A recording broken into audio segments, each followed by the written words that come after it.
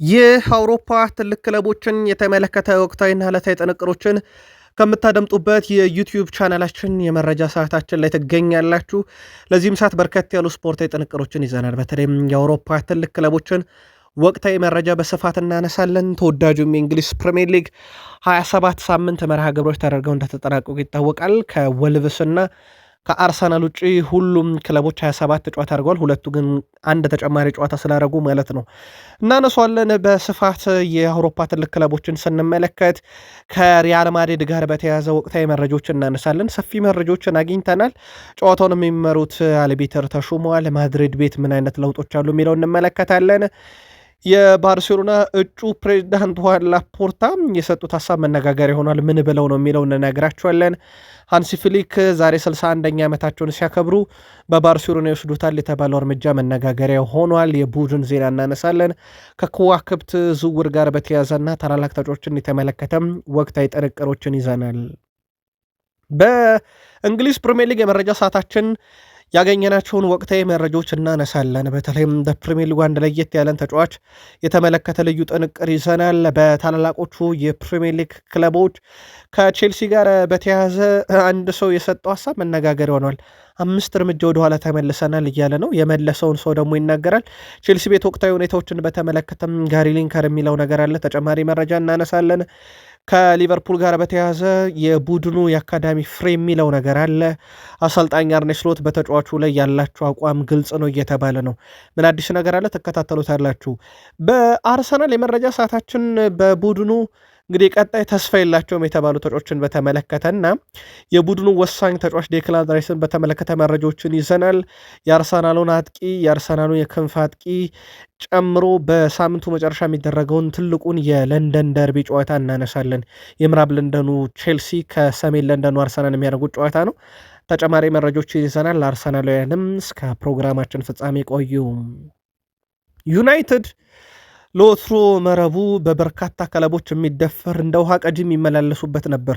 በተለይም በሩበን አሞሪም ዘመን ዩናይትድ ቤት ከክሊንሽቱም በላይ አንዳንድ የክሊንሽት ያስመዘገበባቸው ሂደቶች ለየት ያሉ ናቸው። በዛ ላይ በአውሮፓ 5 ታላላቅ ሊጎች 3ኛው ክለብ ሆኗል። የዚህ ቡድን የጀርባ አጥንቶች እንመለከታለን። ኮቢ ማይኖ ያጋራው ምስል በማህበራዊ ትስስር ገጽ መነጋገሪያ ሆኗል። በርካቶችም መወያ አድርገውታል። ይህንን ምስል ምንድን ያጋራው የሚለውን እንነግራችኋለን። ከዛ በዘለለ በማንቸስተር ዩናይትድ ጉዳት ላይ ያሉ ተጫዋቾች ምን አዲስ ነገር አለ? ለየት ያሉ ሰበር መረጃዎችን ከተጫዋቾች ጉዳት ጋር እየይዘን እናነሳለን። በቡድን ዜና ግን የቡድኑ ወሳኝና ቁልፍ ተጫዋቾችን የተመለከተ ዕለታዊ ጥንቅር ይዘናል። እስከ ፕሮግራማችን ፍጻሜ ከቆያችሁ እነኝና ሌሎች መረጃዎችን ተከታተላላችሁ። ላይክ፣ ሰብስክራይብ፣ ሼር አድርጉን። ለሀሳብ አስተያየታችሁ፣ ለአጋርነታችሁ፣ ለመልካም ምኞቶቻችሁ ሁሉ አመስጋኞች ነን። በፕሪሚየር ሊግ 27ኛ ሳምንት እንደተጠናቀቀ ይታወቃል። ሁሉም ጨዋታዎች ተደርገው በ27ኛ ሳምንት ጨዋታዎች ከተጠናቀቁ በኋላ ሁስኮርድ የሳምንቱን ምርጥ ይፋ አድርጓል። 11ዱን ዲን ኤንደርሰን ግብ ጠባቂ ተመርጧል። 9 ነው ሬቲንግ ራሱ የተሰጠው የፓላሱ ግብ ጠባቂ። በ4-4-2 የጨዋታ አቀራረብ ዲያጎ ዳሎ ከማንቸስተር ዩናይትድ የቀኝ ተመላላሽ፣ መሀል ተከላካይ ኮናቴ ከሊቨርፑልና ታርኮስኪ ከኤቨርተን፣ እንደዚሁም ዲዩፍ በግራ የመከላከል ስፍራ ከዌስትሃም ተመርጠዋል። አማካይ ክፍሉን ኢዜ ከአርሰናል እና ኢኦቢ ከፉልሃም፣ የክንፍ አጥቂዎች የቀኙን ጎሜስ ከብራይተን፣ የግራውን ቤኖ ከወልቭስ፣ ፊት መስመር ላይ ሁለት አጥቂዎች ቪክተር ጌኬሬሽ ከአርሰናል እና ራውል ሄሜኔስ ከፉልሃም ተመርጠዋል። በዚህ ዝርዝር ውስጥ ፉልሃምና አርሰናል ሁለት ተጫዋቾችን ሲያስመርጡ ቀሪዎቹ ክለቦች ደግሞ በዚህ ላይ የተጠቀሱት ማለት ነው አንዳንድ ተጫዋች አስመርጧል። ምናልባት የጎደለ ካለ ምርጥ ሆኖ ያልተካተተ ልታጋሩን ትችላላችሁ። የፕሪሚየር ሊግ መረጃችንን አጫጭር መረጃዎችን እናንሳና እንመለስበታለን። ከወቅታዊ አነጋጋሪ ተጫዋች እንነሳ። ፕሪስቲያኒን በተመለከተ ተጫዋቹ ቅሬታ ማቅረብ ይፈልጋል ተብሏል። በኬሊያን ምባፔና በቪኒሺየስ ጁኒየር ላይ ክስ መክፈትም ይፈልጋል እየተባለ ነው። ሁለቱ በራሱ ሌላ ከበድ ያለ ጥቃት አድርሰዋል በንግግር ደረጃ የሚል ነው። ከፕሪስቲያኒ ጋር በተያዘው ውድ ቤተሰቦቻችን ወደ ቤርናቤው እንደሚመጣ ተረጋግጧል። ያው ቅሬታ ስላቀረቡ ቅሬታው ተቀባይነት ካገኘ እንዲጫወት በሚል ማለት ነው። የቤኔፊካው ፕሬዚዳንት ሩይ ኮስታ ሉካ ፕሪስቲያኒ ዘረኛ አይደለም ብለዋል እሳቸው ፕሬዚዳንቱ በንግግራቸው። ምንም የተረጋገጠ ነገር የለም፣ ክሪስቲያኒ ዘረኛ አይደለም፣ ይህንን አረጋግጣለሁ ብለዋል። አክለውም እሱ ዘረኛ ቢሆን ኖሮ ቤኔፊካ ውስጥ አይኖርም ያሉት ፕሬዚዳንቱ ክሪስቲያኒ ከቪኒሺየስ ጁኒየር ጋር በፈጠረ የዘረኝነት ጥቃት ክስ ምክንያት በይፋ ጊዜያዊ እገዳውን ተቀባይነት የለውም ብለዋል። ይሁን እንጂ ክሪስቲያኒ ጨዋታው ከቤኔፊካ ስብስብ ጋር ወደ ሪያል ማድሪድ እንደሚጓዝም አረጋግጠዋል። ጥበቃ ግን ያስፈልገዋል እያሉ ነው በርካቶች። በተለይም ቤኔፊካ ቡድን ላይ ያ በቤርናቤው በማድሪድ ጎዳና ላይ ሲሄዱ የሚገጥማቸውን ነገርን በተመለከተ ከበድ ያለ ጥበቃ ይደረጋል ተብሎ ይጠበቃል። ከዚህ ጋር በተያያዘ ጆኖቢ ሚካኤል የቀድሞ የቼልሲ ሌጀንድ ሰዎች አሁንም ድረስ ስለዚህ ጉዳይ ሲያነሱ የቀስቃሹ ቪኒሺየስ ጁኒየር ነው ይላሉ። እሺ ቀስቃሹ እሱ ነው ከተባለ ግን ምላሹ በዘረኝነት ጥቃት ነው ወይ መመለስ ያለበት? ይሄ ተገቢ አይደለም። በዛ ላይ የደስታውን የገለጸበት መንገድ በጣም የተለመደና የድሮ የደስታ አገላለጾች ናቸው። ምናልባት ግን ስህተትም ነው ከተባለ እንዴት በዘረኝነት መልኩ መመለስ አለበት? ስለዚህ ፈጽሞ የማያስኬድ ጉዳይ ነው ብሏል። ተቀባይነት የለውም እያለ ይገኛል። ይህን ጨዋታ ይህን በቤኔፊካና በሪያል ማድሪድ መካከል በቤርናቤው ጣራው ተዘግቶ የሚደረገውን ጨዋታ እንዲመሩ አንድ አልቢተር ተመርጧል። ስላቭኮ ቪንቺች ተመርጧል። ወደ ቤተሰቦቻችን እኛ አልቢተር ይሄንን ጨዋታ ሲመሩ ምን ይገጥማቸዋል፣ እንዴትስ ይወጡታል የሚለው ከአሁኑ ገና በትልቁም እንዲጠበቅ ሆኗል። ሪያል ማድሪድ አምና በካርሎ አንቸሎቲ ስር ነበረ። በነገራችን ላይ አምና በካርሎ አንቸሎቲ ስር በዚህ ሰዓት 42 ጨዋታን አድርጎ 29 ድል ነበሩ። እንደዚሁም ደግሞ 7 ጨዋታ ተሸንፎ 6 ጨዋታቸው ወጥተው ነበረ። ዘንድሮ ግን ያው ከሳቸው ስንብት በኋላ ሁለተኛ አሰልጣኙ ላይ ደርሷል። የእሳቸው መንበረ ስልጣኑን ለዣቪ አሎንሶ አስረክበው ወደ ብራዚል ብሔራዊ ቡድን ሄዱ። ከዛ በኋላ አሁን አርቢዮላ ተከቶታል በጊዜያዊነት 38 ጨዋታ ደርሷል። አሁን 27 ድል አለው። ከአምናው በ2 ያንሳል። በእርግጥ በጨዋታ ብዛት በ4 ያንሳል ከአምናው። 8 ተሸንፏል ዘንድሮ፣ እንዲሁም 3 ጨዋታ ናቸው ወጥቷል። በአንጻራዊነት ካየን የአምና የጨዋታ ቁጥር ስለሚበልጥ ለማነጻጸር በጣም ይቸግራል። ግን ሁለቱም ተመሳይ ቁጥር ላይ ሲደርሱ ንጻሬውን እንሰራዋለን። ሪያል ማድሪድ ዘንድሮ ግን የተሸነፈው የጨዋታ ብዛት ገና በ38 ጨዋታ 8 ተደርሷል። አምና በ42 ጨዋታ 7 ነበር በካርሎ አንቸሎቲ ስር። ቪኒሺየስ ጁኒየር በአውሮፓ ሻምፒዮንስ ሊግ ተጽዕኖ ይጠበቃል። ያው በጨዋታው ላይ ውዝግቡ የሚጠበቀው ተጫዋች ነው። የስታዲዮ ዳሊዩስ ሜዳ ላይ በነበረው ጨዋታ ላይ ያችን ውብ ማራኪ ገቢ ያስቆጠረው እሱ እንደነበረ እናስታውሳለን። በነገራችን ላይ የፍጻሜ ጨዋታ ላይ ደግሞ ማድሪድ የሚደርስ ከሆነ ተጠባቂው ጨዋታ ነው። በርካታ የፍጻሜ ጨዋታዎች ላይ ገቢ ያስቆጠረ ማድሪዳዊ ተጫዋች እንደሆነ ይታወቃል። ምናልባት ለማድሪድ ስጋት የሚሆነው እነ ኦሪዮል ቹዋሚኒ፣ ዲያን ሁይሰን እና አልቫሮ ካሪየርስ በዚህ የቤኔፊካ የመልስ ጨዋታ ላይ ቢጫ ካርድ የሚያዩ ከሆነ 16 ጥሎ ማለፍ የመጀመሪያ ዙር ጨዋታ ያመልጣቸዋል። ያውም ሜዳቸው ላይ ቤርናቤው የሚያደርጉት ጨዋታ ነው፣ ያመልጣቸዋል ማለት። ስለዚህ በጣም ጥንቃቄ የተሞላበት ጨዋታ ማድሪድ ከቤኔፊካ ጋር በዚህ መንገድ ደግሞ በተለይም ቹዋሚኒ፣ ዲያን ሁይሰን እና አልቫሮ ካሪየርስ እንዲያደርጉ ግድ ይላቸዋል የቢጫ ካርድ ሰለባ ላለመሆን። ሁዋን ላፖርታ የምርጫ ቅስቀሳ ላይ እንደሆኑ ይታወቃልና በምርጫ ቅስቀሳቸው ላይ ብዙ ሀሳቦችን ከሰሞኑ እያጋሩ ነው። አሁን ደግሞ የመጡበት መንገድ በጣም አነጋጋሪ ነው። የቀድሞ የባርሴሎና ፕሬዚዳንት ባርቶሚዮ ይባላሉ። ከሳቸውን መንበረ ስልጣኑን ሁዋን ላፖርታ የተረከቡት። ባርቶሚዮ ማለት ይላሉ ሁዋን ላፖርታ ፕሬዚዳንትነቱ ለባርሴሎና ሆኖ ግን ሪያል ማድሪድን የሚጠቅም ስራ ሲሰራ የነበረ ሰው ነው። ያው አስቦበት ላይሆን ይችላል፣ ግን አብዛኛው እሱ ዘመን ሪያል ማድሪድን የሚጠቅሙ ስራዎች ተሰርተዋል። በእኔ ዘመን ግን ያፈጽሞም አልነበረም። በቀጣይም ሳሸንፍ ወይም መርጣችሁኝ ካሸነፍኩኝ የማድሪድን የበላይነት የምንገታ እንጂ በእጅ አዙር ወይም በተዘዋዋሪ የምንደግፍበት ምንም ምክንያት የለም እያሉ ነው። ከዚህ ጋር በተያዘ እንግዲህ እሳቸው የምርጫ ቅስቀሳቸውን አጧጥፈው ቀጥለዋል።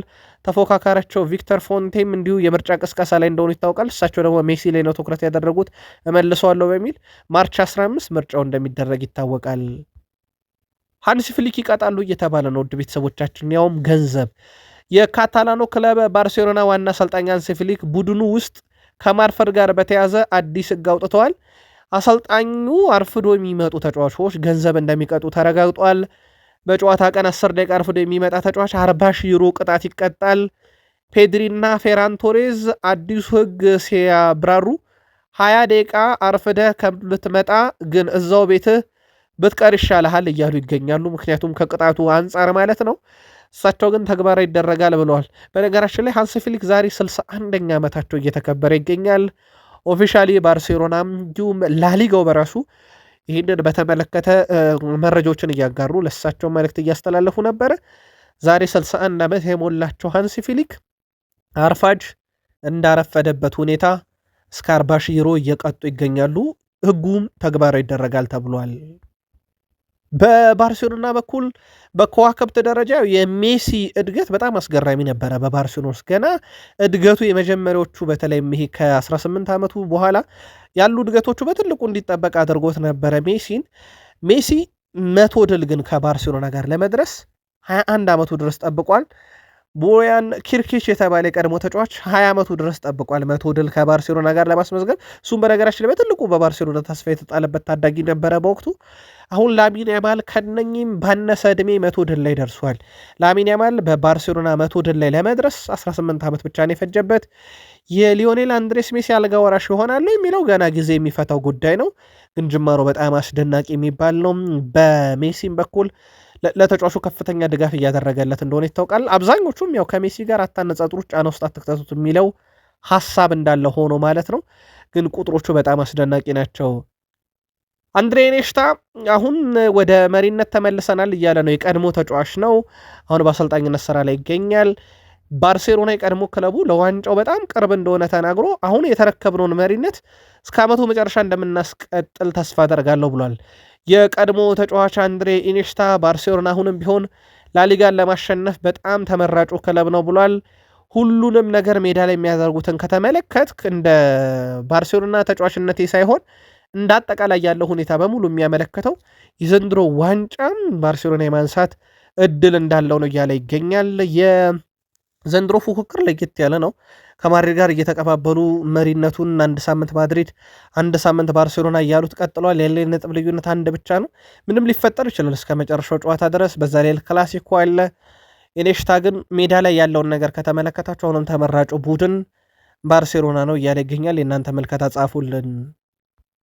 አንቷን ግሪዝማንን በተመለከተ አንድ መረጃ በቃል ስፖርት ዩቲዩብ ቻናላችን ላይ በተወሰነ መንገድ አንስተ ነው ነበረ። ፈረንሳይን የፊት መስመር አጥቂ አንቷን ግሪዝማን የአሜሪካው ክለብ ኦርላንዶ ሲቲ ለማስፈረም ጥረት እያደረገ የሚገኘው በነገራችን ላይ በሚቀጥለው ሳምንት እንዲሆንላቸው ነው። ክለቡ አንቷን ግሪዝማንን በሚቀጥለው ሳምንት ነው ልቀቁልን እያሉ የሚገኙት። በሁለቱ ወገኖች መካከል ውይይቶች መካሄዳቸው ቢቀጥሉም እስካሁን ስምምነት አልተደረሰም። ግሪዝማን አትሌቲኮ ማድሪድ የኮፓ ዴላሬ ዋንጫ አሸናፊ ለማድረግ ምናልባት በክለቡ ግን ሊቆይ ይችላል፣ ወይም የአትሌቲኮ ማድሪድ ጉዞ ሊወስን ይችላል እየተባለ ነው። በኦርላንዶ ሲቲ በኩል ከዚህ በፊት የባሎንዶር አሸናፊውን ካካ እንዲሁም ናኒን የመሳሰሉ በትልቅ ደረጃ የሚነሱ ኮከቦችን እንዳጫወተ ይታወቃልና አሁን ደግሞ ተረኛው አንቷን ግሪዝማን እንዲሆንላቸው ፍላጎት አለ። ግን የፈለጉበት ሰዓት በጣም አስገራሚ ነው። ቀጣይ ሳምንት እናስፈረመው እያሉ ነው። የላሊጋ ፉክክር ለአትሌቲኮ ማድሪድ ከዚህ በኋላ አብቅቷል። ምናልባት በትልቁ አትሌቲኮ ማድሪድ ከተጠበቀ በኮፓ ዴላሬው ይሆናል ተብሎ ይታሰባል። የመጀመሪያ ዙር ጨዋታ ባርሴሎናን 4-0 አሸንፈዋልና ለፍጻሜ መድረስ እድላቸው በጣም ሰፊ ነው። ከዩሊያን አልቫሬዝ ጋር በተያዘ ይህንን ኮከብ እንኳን አሁን ላይ ያጡታል ተብሎ አይታሰብም። በዚህ ሰዓት ግን ክረምት ላይ የመልቀቁ ነገር አይቀርም። በአትሌቲኮ ማድሪድ በኩል አሁንም አቋማቸውን ግልጽ አድርገዋል። ተጫዋቹን መልቀቅ ቅድመ ሁኔታ አይደለም፣ ወይም ቅድሚያ የሚሰጡት ጉዳይ አይደለም፣ ማቆየት ነው ቅድሚያ የሚሰጠው። በጣም አስቸጋሪ ሁኔታ ውስጥ ከገቡ ግን እስከ 200 ሚሊዮን ዩሮ ይፈልጉበታል ተብሏል። 90 ሚሊዮን ዩሮ ነው ያወጡበት ከሲቲ ሲያስፈርሙት ተጫዋቹን። አሁን እስከ 200 ሚሊዮን ዩሮ እንፈልግበታለን እያሉ ነው። ግን ቅድሚያ የሚሰጡት መሸጥ ሳይሆን ማቆየት ነው ተብሏል። በተጫዋቹም በኩል እንግዲህ የዘንድሮ የውድድር ዓመት ምን ያሳካሉ ከአትሌቲኮ ማድሪድ ጋር የሚለው የተጫዋቹን ቆይታ እንዲሁ በተመሳይ የሚወስነው ይሆናል። በተለይም አውሮፓ ከመጣ በኋላ ለመጀመሪያ ጊዜ ዋንጫ ያጣው በአትሌቲኮ ማድሪድ መለያ ነው። ከዛ በፊት በነበረባቸው ክለቦች ሁሉ በአውሮፓ ቆይታው ዋንጮችን ማሳካት ችሎ እንደነበረ ይታወቃል። ከጣሊያን ክለቦች ዩቬንቱስ የመጀመሪያውን ዙር ጨዋታ በጋላታሳራይ 5-2 ተሸነፈ። አታላንታ በተመሳሳይ የመጀመሪያ ዙር ጨዋታ በዶርትመንድ 2-0 ተሸነፈ። ኢንተር ሚላን የመጀመሪያ ዙር የአውሮፓ ሻምፒዮንስ ሊግ ጥሎ ማለፍ ጨዋታ በቦዶ ጌልሜት 3-1 ተሸነፈ። ናፖሊ አስቀድሞ ነው የተሰናበተው ከ25 በታች ሆኖ አጠናቆ ማለት ነው። የጣሊያን ሴሪኤ የጥራት ደረጃ እንዲነሳበት ያደረገ ውጤት እያሉት ነው። ከሰሞኑ ከበድ ያለ የውጤት ማሽቆልቆል በአውሮፓ መድረክ ተመልክተንባቸዋል። የጣሊያን ክለቦች ላይ የጣሊያን ሴሪ ዘንድሮም ያቻ ውጤት የበዛው በርካታቸዎች በተለይም ካቻን ደግሞ የከፋው በጣም 0-0 የበዛው እንደሆነ ይታወቃል። በእርግጥ ኢንተር ሚላን እንዴት ሴሪውን ዶሚኔት እንዳደረገ ዘንድሮ ተመልክተናል። ግን አውሮፓ ላይ በጣም የተቸገረው ቡድን ሆኗል። ለማንኛውም ከሶስቱ ክለቦች ማለትም ዩቬንቱስ ጋላታሳራይ ላይ 5-2 የመቀልበስ አታላንታ የዶርትመንድ 2-0 እና እንደዚሁም ኢንተር ሚላን የቦዶ ጌልሜትን 3-1 ውጤት የመቀልበስ ግዴታ ይጠብቃቸዋል በቀጣይ አውሮፓ ሻምፒዮንስ ሊግ 16 ውስጥ ለመግባት። ኔይማር ጁኒየር አሁንም ቢሆን ለዓለም ዋንጫ የመጠራት ዋስትናው አልተረጋገጠም እያለ ነው ሞንዶ ዲፖርቲቮ። ተጫዋቹ ወደ ዓለም ዋንጫ የመጠራት እድሉን ጠባብ የሚያደርጉት ደግሞ አሁን በርካታ ከዋክብቶች በብራዚል ብሔራዊ ቡድን መጫወት የሚችሉ መፈጠራቸውና የተጫዋቹ ወቅታዊ የጉዳት ሁኔታ ለብሔራዊ ቡድኑ ምን አይነት ግልጋሎት ሊሰጥ ይችላል የሚለው አጠያቂ አድርጎታል። አሁንም ምንም ዋስትና የለውም እያሉ ይገኛሉ። ሞንዶ ዲፖርቲቮ ያወጣውን መረጃ ፋብሪዚዮ ሮማኖ ማጋርቶታል። የዓለም ዋንጫ ከ3 ወር ባነሰ ጊዜ ውስጥ በሶስቱ ሀገራት አሜሪካ፣ ካናዳ፣ ሜክሲኮ ይደረጋል። በእርግጥ ሜክሲኮ ላይ ይደረግ አይደረግ የሚለው አሁን አጠራጣሪ ይሆናል። ሜክሲኮ ቅልጥ ያለ አውዳሚ ጦርነት ውስጥ እንዳለች ይታወቃል። በተለይም ከአደንዛዥ እጽ ጋር በተያዘ ዋናውን ሰው ከሰሞኑ መንግስት እንግዲህ በወሰደው እርምጃ መገደሉ ይታወቃል። በዚህ ምክንያት በጣም አጠራጣሪ እንደሆነ ይታወቃል ዓለም ዋንጫን በሜክሲኮ። ሮቤርቶ ማርቲኔዝም ይህንኑ ዓለም ዋንጫ በተመለከተ ሀሳባቸውን አጋርተዋል። ክርስቲያኖ ሮናልዶ የዓለም ዋንጫውን ቢያነሳ መልካም እንደሆነ ተናግረው ግን የክርስቲያኖ ሮናልዶን ማንነት አይቀይርም ብሏል። የዓለም ዋንጫ ከዚህ በፊት የቡድን አጋሩ የኤስ ሚላኑ የፊት መስመር ተጫዋች ራፋኤል ሊያኦ ፖርቱጋላዊም ተጫዋች ነው። የክርስቲያኖ ሮናልዶን ማንነት አይቀይርም እንዳለ ይታወቃል። የዓለም ዋንጫ ፊፋ ጋር እንግዲህ በአንድ ወቅት ሰጣ ገባ ገብቶበታል የተባለው ሮናልዶ በጥቂት ጨዋታ ብቻ የሚወሰን ዋንጫ ማንነትን አይገልጽም እያለ እንደነበር ይታወቃል። ሮቤርቶ ማርቲኔዝም ክርስቲያኖ ሮናልዶ የዓለም ዋንጫን አሳካም አላሳካም በታሪክ የምንጊዜ ምርጡ ተጫዋች ስለመሆኑ ግን እርግጠኛ ነኝ እያሉ ይገኛሉ። እንዳልኳቸው የዓለም ዋንጫ በ3 ወር ባነሰ ጊዜ ውስጥ እንደሚካሄድ ይታወቃል። አሁን ላይ እያሳዩ ከሚገኙት አቋም አንጻር በየክለቦቹ ስኮር 90 እንግሊዝ በዓለም ዋንጫ ይዛ ልትቀርበው የምትችለው ስብስብ ብለው ምርጥ 11ን ይፋ አድርጓል። ስኮር 90 ለእንግሊዝ ብሔራዊ ቡድን። በዛ ወደ እንግሊዝ ፕሪሚየር ሊግ መረጃ እንሻገራለን። ግብ ጠባቂ ኤቨርተኑ ፒክፎርድ በጣም በወጥነት እየተጫወተ ነው ብሏል። ተከላካዮች ኦሪኤል እና ጌ ከማንቸስተር ሲቲ፣ ኮንሳ ከአስቶን ቪላ፣ ሪስ ጄምስ ከቼልሲ፣ አማካይ ክፍሉን ቤሊንግሃም ከሪያል ማድሪድ፣ ኤሊዮት አንደርሰን ከኖቲንግሃም ፎረስት እና ዴክላን ራይስ ከአርሰናል፣ ፊት መስመሩን ቡካዮ ሳካ ከአርሰናል፣ ራሽፈርድ ከባርሴሎና እና ሃሪኬን ከባየር ሙኒክ ምናልባትም አሁን ባሉበት ወጥ ብቃት የሚቀጥሉ ከሆነ በቀጣይ እንግሊዝ ብሔራዊ ቡድን ለዓለም ዋንጫ ይዛ ልትቀርበው የሚገባ በሚል ካሰባሰበው ድምፅ ይፋ አድርጓል። የዓለም ዋንጫ እንዳልኳቸው ገና 3 ወር ስለሚቀረው ብዙ ነገሮች ሊፈጠሩ ይችላሉ። ምን አይነት ሂደት እንግዲህ ተጫዋቾችን ይገጥማቸዋል በተቀሩት ጨዋታ በተለይም ከጉዳት ጋር በተያያዘ የሚለው ደግሞ ብዙን ነገር ለመወሰን በጣም ምቹ ሁኔታን ይፈጥራል። የእንግሊዝ ፕሪሚየር ሊግ መረጃችንን እንቀጥል። ከሰሞኑ ጄምስ ሚለር 654 ጨዋታ በመድረስ በእግር ኳስ ታሪክ በእንግሊዝ ፕሪሚየር ሊግ በርካታ ጨዋታን ያደረገ ሆኗል። ግን የተጫወተው የጨዋታ ደቂቃ ብዛት ከ40,565 አይበልጥም። ይሄ በእንግሊዝ ፕሪሚየር ሊግ 13ኛው ብዙ ደቂቃ የተጫወተ ያደርገዋል። ያ ማለት ከሱ በላይ 12 ተጫዋቾች በርካታ ደቂቃን ተጫውተዋል። ምንም እንኳን የእሱን ያህል የጨዋታ ቁጥር አይጫወቱ እንጂ ግን በርካታ ደቂቃ ተጫውተዋል። ወይም የ90 ደቂቃ ተጫዋች ነበሩ ማለት ነው። ይኸውም ከሰሞኑ ሪካርዱን የነጠቀው ጋሬዝ ባሪ 653ም ጨዋታ በማድረግ ከፍተኛ ጨዋታ ያደረገ ሁለተኛው ሰው 54,439 ደቂቃን ተጫውቶ ሪካርዱ አሁንም በሱ እጅ ነው ያለው በርካታ ደቂቃ በመጫወት። ከዛ እነ ዴቪድ ጄምስ፣ ፍራንክ ላምፓርድ፣ ሪያን ጊግስ፣ ግሬስ ፒት፣ ማርክ ሾወርዘር፣ እነ ሪዮ ፈርዲናንድ፣ ሶል ካምቤል፣ ጄሚ ካራገር፣ ጆን ቴሪ፣ ስቴቨን ጄራርድ እንደዚሁም ሲልቫን ዳሽትን የተባለ ተጫዋች እነኚህ ሁሉ በደቂቃ ይበልጡታል። ግን ጄምስ ሚለር በጨዋታ ቁጥር ብዛት ግን ሪካርዱን ከሰሞኑ እንደወሰደው ይታወቃል። ከሰሞኑ አዲስ የመጡ የፕሪሚየር ሊግ አጥቂዎች ወይም አዲስ ክለብ ከተቀላቀሉ የፕሪሚየር ሊግ አጥቂዎች አንጻር በግብ ብዛት በርካቶች ለንጻሬ እየቀረቡ ነበረ። በሁሉም መድረክ ሲቀርቡና በፕሪሚየር ሊግ ብቻ ሲቀርቡ ፍጹም የተለያየ ቁጥሮች አላቸው።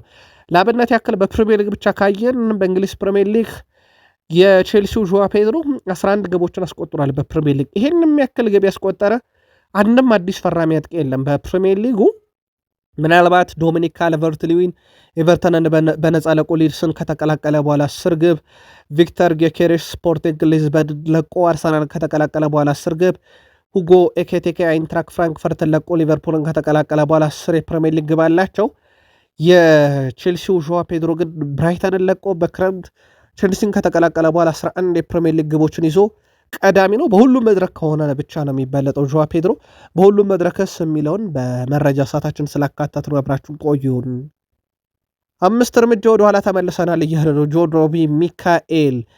የቀድሞ የቼልሲ ታሪካዊ ተጫዋች ጆን ኦቢ ሚካኤል አሰልጣኝ ኤንዞ ማሬስካ መሰናበታቸው ለእኔ አሁንም ትልቁ ስህተት ነው እያለ ነው። ማሬስካ የክለብ ዋንጫን እና ኮንፈረንስ ሊግን አሸንፎ ነበረ ያለው ተጫዋቹ መሰናበት ግን ፈጽሞ አልነበረበትም ብሏል። አክሎ በሊያም ሮዛኒር ስር ወደኋላ 5 እርምጃ ተመልሰናል፣ ቡድኑ ልክ አይደለም፣ ያጣነው ነገር አለ ሲል ተደምጧል። በሊጉ 5ኛ ደረጃ ላይ እንደሚገኝ ይታወቃል ቼልሲ። ቀጣይ ጨዋታዎቹን ብናይ ደግሞ አርሰናል፣ አስቶን ቪላ፣ ኒካስል፣ ኤቨርተን፣ ማንቸስተር ሲቲ፣ ማንቸስተር ዩናይትድ በሊጉ በተከታታይ የሚገጥማቸው ቡድኖች የቼልሲን ፈተና የሚያበዙ ናቸው። ሁሉም የሚጫወቱበት ዓላማ አላቸው። አርሰናል 1ኛ ነው፣ ለዋንጫ ነው የሚጫወተው። አስቶን ቪላ 3ኛ ነው። የሚያገኘው ነገር ሊኖር ይችላል እዚህ አካባቢ ላይ ምንም ጥያቄ የለውም። ከዛ ኒካስል ዩናይትድ እንደ ወትሮ ባይሆንም ኤቨርተን ላለመውረድ ከሚጫወቱ ክለቦች ውስጥ ወይም ደረጃ መዳቢ ውስጥ ይጠቀሳሉ። ኒካስልና ኤቨርተን።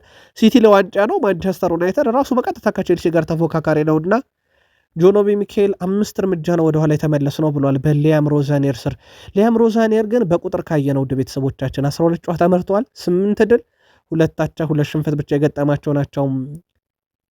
ከዚህ ጋር በተያያዘ የቀድሞ እንግሊዛዊ ተጫዋችና የአሁኑ የቢቢሲ ስፖርት ተንታኝ ጋሪ ሊንከር ሀሳቡን አጋርቷል። እኔ አሁን ላይ የፕሪሚየር ሊግ ምርጥ 5 ውስጥ ሆኖ ስለማጠናቀቅ ከጠየቃችሁኝ አርሰናል፣ ሲቲ፣ ቪላ፣ ማን ዩናይትድ እና ሊቨርፑል ላለውኝ እኛ 5 ቡድኖች ከ1 እስከ 5 ለመጨረስ ብቁ ናቸው።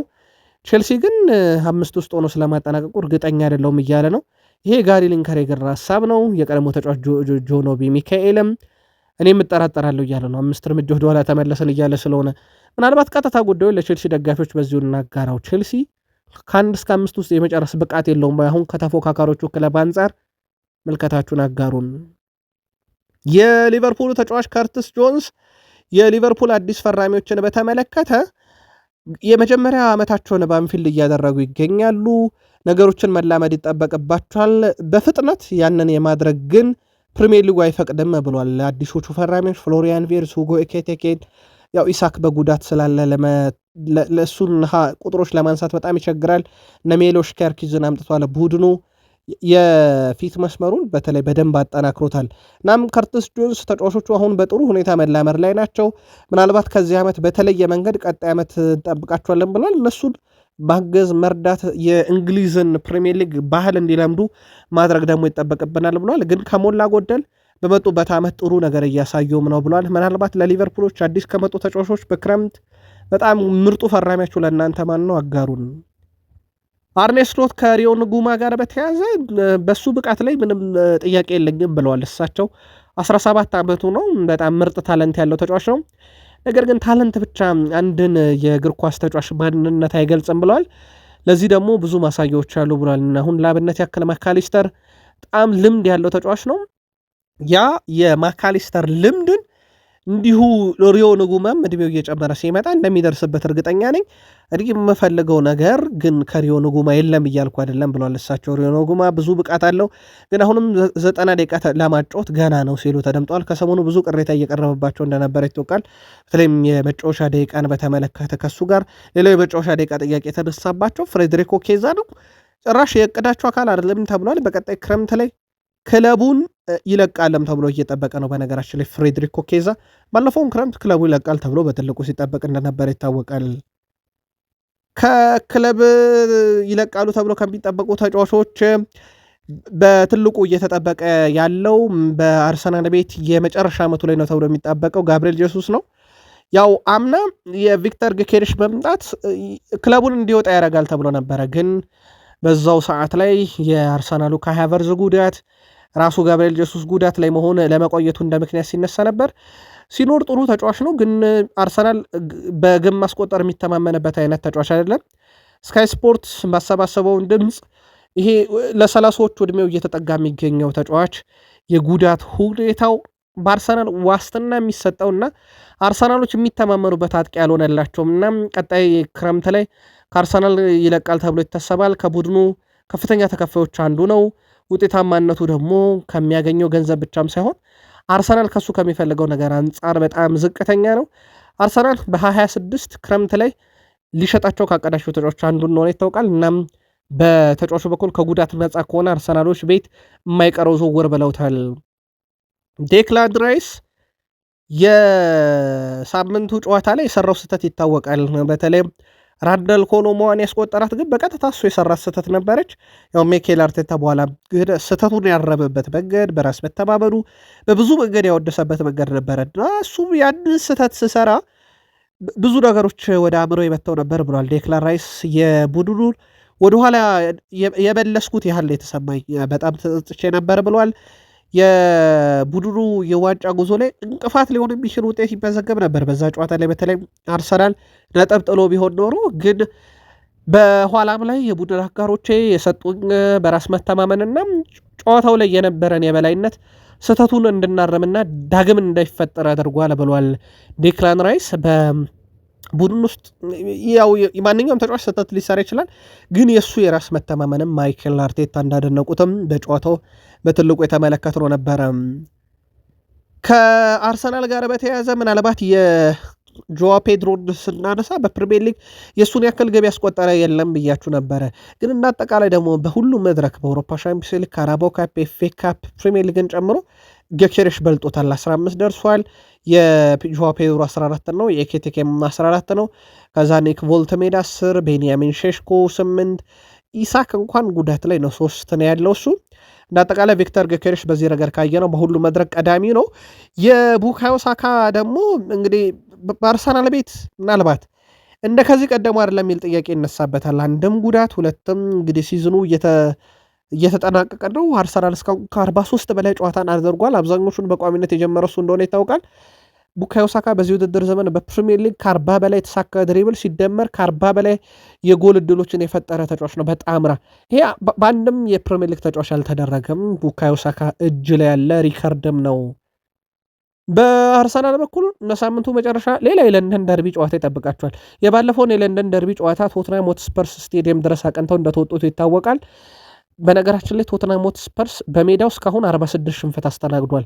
በአዲሱ ስቴዲየሙ መጫወት ከጀመረ እንግዲህ ጥቂት ዓመታት ነው። ቶትናም በእነኚህ ጥቂት ዓመታት ነው 46 ሽንፈት ያስተናገደው። አርሰናል በኤምሬትስ መጫወት ከጀመረ እነሆ 13 ዓመታት አልፈውታል።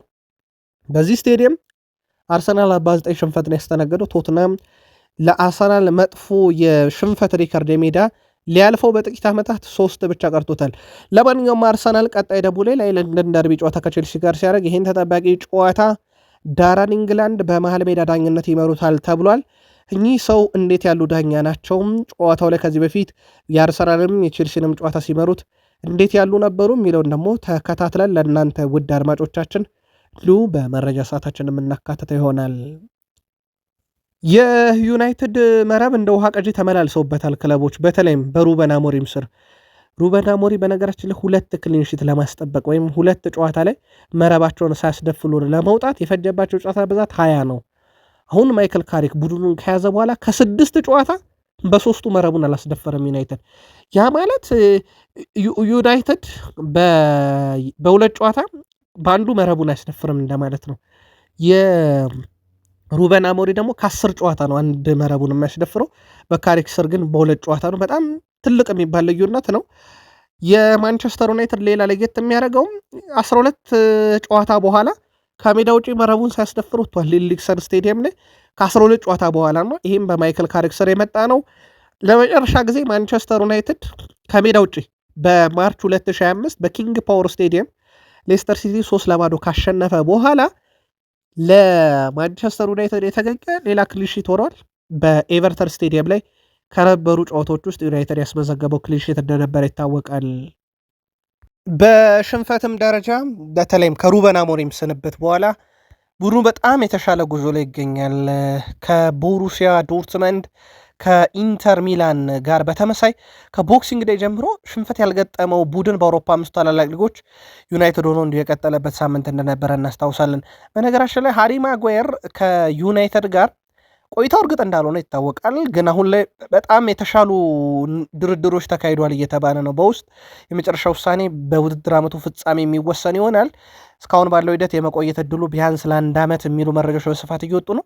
ካለፉት 10 ጨዋታ እሱ በጀመረባቸው ዩናይትድ አንዴ ብቻ ነው የተሸነፈው። በ9 ነጥብ ይዞ ወጥቷል፣ ወይ ድል ወይ አቻ ማለት ነው። ሃሪ ማጓየርም ለቡድኑ ቁልፍ እየሆነ መጥቷል። ግን የቆይታው ጉዳይን በተመለከተ እንዳልኳቸው ነው ድርድሮቹ የመጨረሻ እልባት የሚሰጠው በአመቱ መጨረሻ ላይ ይሆናል። 1 ዓመት ግን የመቆየት እድሉ በጣም ሰፊ ነው። ከኮቢ ሜኖ ጋር በተያዘ በማህበራዊ ትስስር ገጹ ላይ ያጋራው ምስል በጣም መነጋገሪያ ሆኗል። እግር ኳስ በ2026 የሚል ነው ኮቢ ሜኖ ያጋራው። አጠገቡ ደግሞ ይሄ የድብድብ ፎቶን አያይዞ ገልጾታል። 79ኛው ደቂቃ ላይ ኤቨርቶኖች ማዕዘን ምት ሲመቱ የነበረው ግርግር እንዴት እንደነበረ ይታወቃልና በተለይም ከቅርብ ጊዜ ወዲህ በፕሪሚየር ሊግ የቆሙ ኳሶች ላይ በጣም እየተሰራ ይገኛል። የእጅ ውርወራ፣ ማዕዘን ምት፣ ቅጣት ምቶች የግም ምንጭ ሆነዋልና ይሄ ነገር በጣም አሳሳቢ ነው የሚል ይዘት ያለው ምስል ኮቢ ሜኖ አጋርቷል።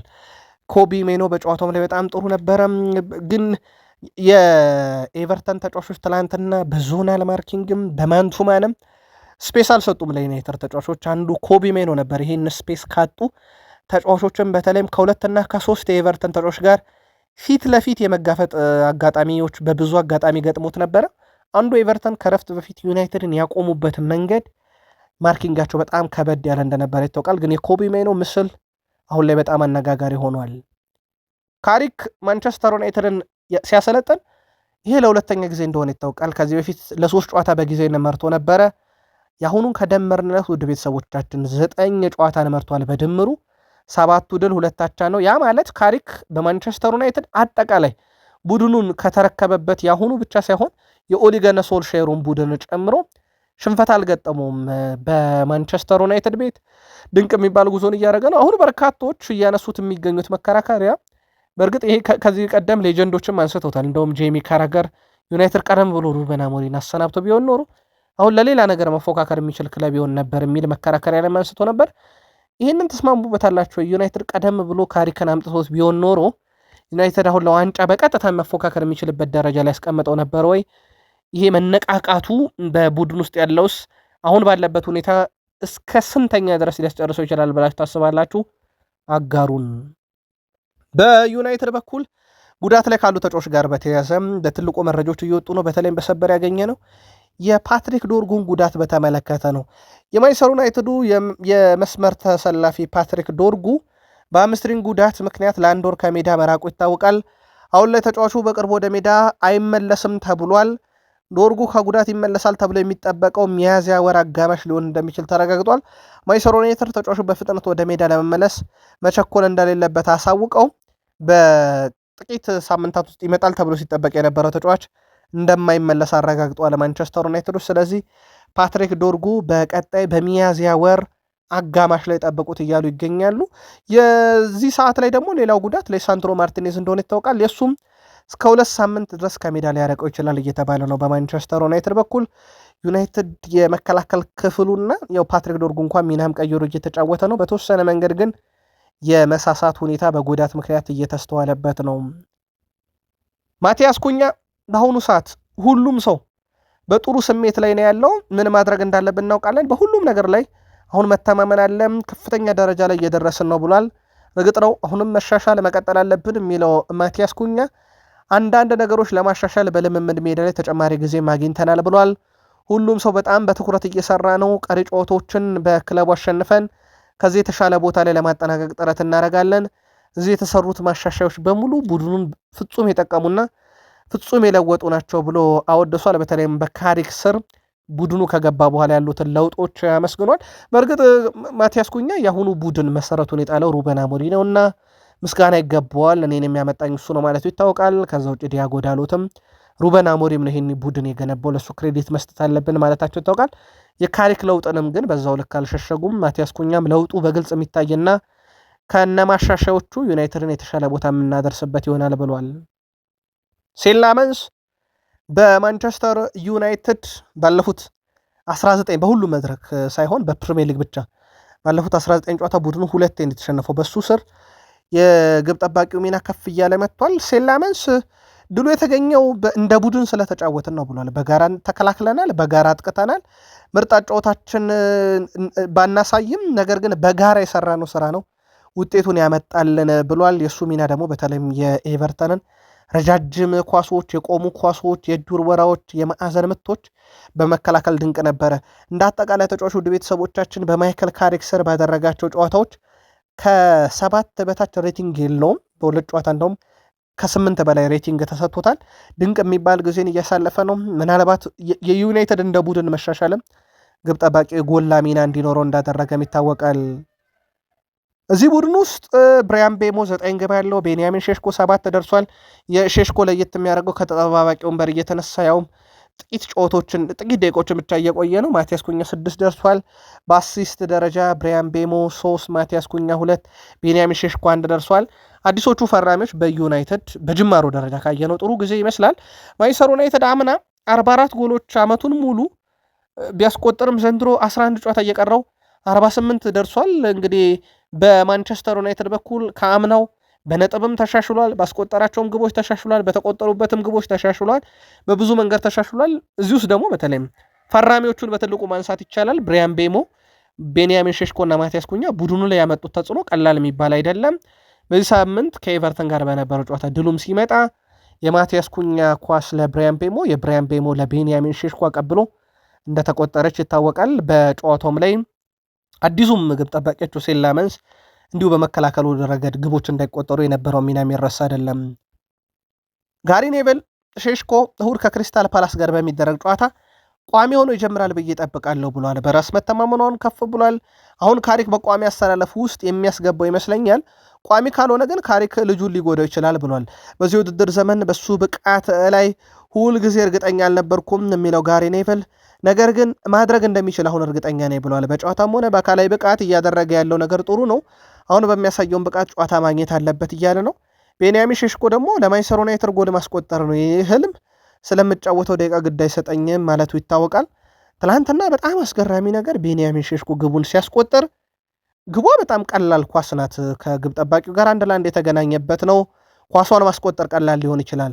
በጣም ከባዱ ነገር ግን ከማንቸስተር ዩናይትድ የመከላከል ቀጠና እዛ ቦታ ላይ እንዴት ተገኘ በዛ ፍጥነት የሚለው በጣም አስገራሚ ነው። ተጫዋቹ የሮጠው ሩጫ ፈጣኑ ሩጫ ነው። በነገራችን ላይ በጨዋታው ላይ የተመዘገበው ፈጣኑ ሩጫ እሱ ነው። ያውም ከኳሱ ውጭ ነው የሮጠውም። ብራያን ቤሞ ኳሱን አረጋግቶ እስኪጠብቀው ድረስ አንድም የኤቨርተን ተጫዋች አልደረሰበትም ነበረ። በጣም አስደናቂ ነበር። እንደ አጠቃላይ ቤንያሚን ሼሽኮ በማንቸስተር ዩናይትድ 2026 ከገባ በኋላ 6 ግብ አለው። ብራይተን፣ ፉልሃም፣ ዌስትሃም እና ኤቨርተን ላይ አንዳንድ ግብ፣ በርንሌ ላይ 2 ግቦችን ያስቆጠረ ተጫዋች እንደሆነ ይታወቃል። ቋሚ ይሁን ወይንስ እየተቀየረ ሲገባ ይሻላል? የዩናይትድ ደጋፊዎች በዚህ ጉዳይ ላይ የግል መልከታችሁን አጋሩን። በቀጣይ መረጃ እስክንገናኝ መልካም ጊዜ